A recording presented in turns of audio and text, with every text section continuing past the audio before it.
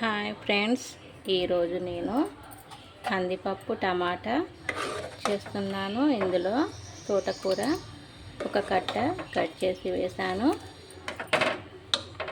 ఇది ఎలా చేయాలంటే, ముందుగా కందిపప్పు ఒక గ్లాస్ తీసుకున్నాను.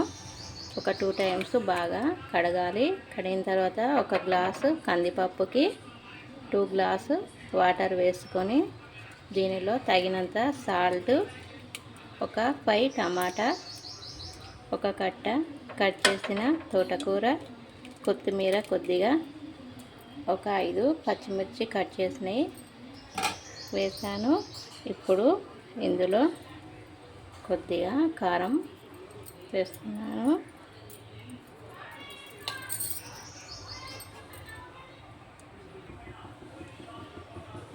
ఒక గిన్నె పెట్టేసుకొని ఇందులో సరిపడా ఆయిల్ వేసుకొని, జీలకర్ర, ఆవాలు,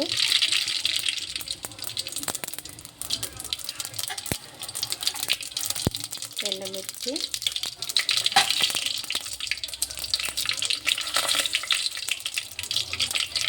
వెల్లుల్లి, కొత్తిమీర, కరివేపాకు,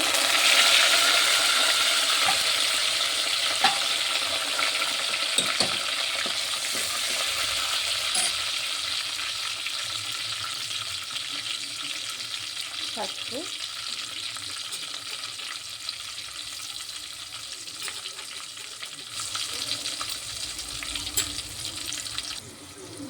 ఇందులో ఇప్పుడు పప్పును వేస్తున్నాను.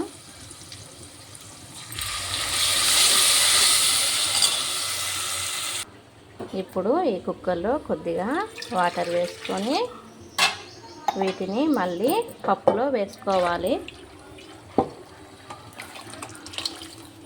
దీనిని ఒక 3 minutes ఇలాగే స్టవ్ పైన ఉంచి తర్వాత స్టవ్ ఆఫ్ చేసుకోవాలి.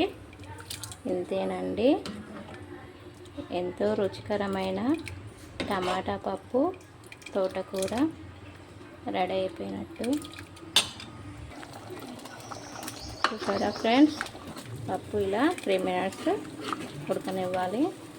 ఇంతేనండి, స్టవ్ ఆఫ్ చేసుకోవాలి.